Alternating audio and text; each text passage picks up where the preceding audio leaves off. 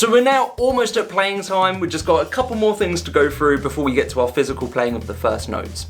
Now, it doesn't matter how well you can play the guitar. If you can play them at speed, if you can play the right notes, if your guitar is out of tune, it will sound bad.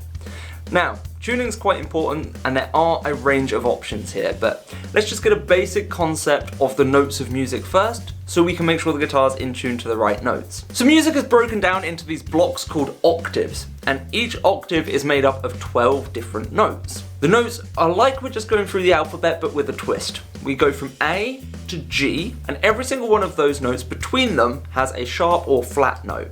So you'd have A, then A sharp, which means higher pitched than A, which can also be called B flat, which is lower pitched than B.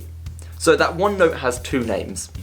Then the next note would be B. So you've got A sharp, B, or you could say A, B flat, B. Every single one of the notes has a sharp note following it, apart from B and E. So if we just use sharps for now to make it easier to remember this, we've got from A to G sharp.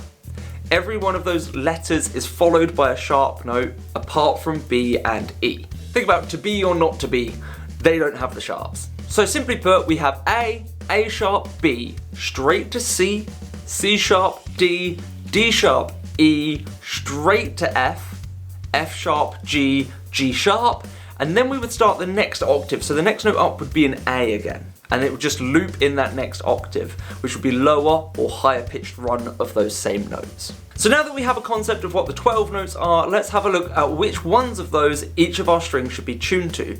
This is the note that the string plays when we pick it open. Open is when we play a string without putting a single finger onto any frets. So the strings are tuned to E, A, D, G, B, E.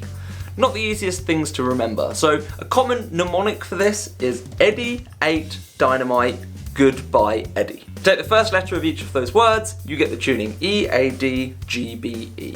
Makes it a lot easier to remember. Now, do make sure your guitar's in tune. There is a tuner attached to this app, and there will be a video in this course showing you how to use a tuner. Remember, it doesn't matter how well you can play guitar. If your guitar is out of tune, it will sound bad. Now, there are alternative ways to tune a guitar, but these aren't things that we're going to cover for a little while yet. We want to make sure you get all the basics down before we start looking at other funky things like alternative tunings.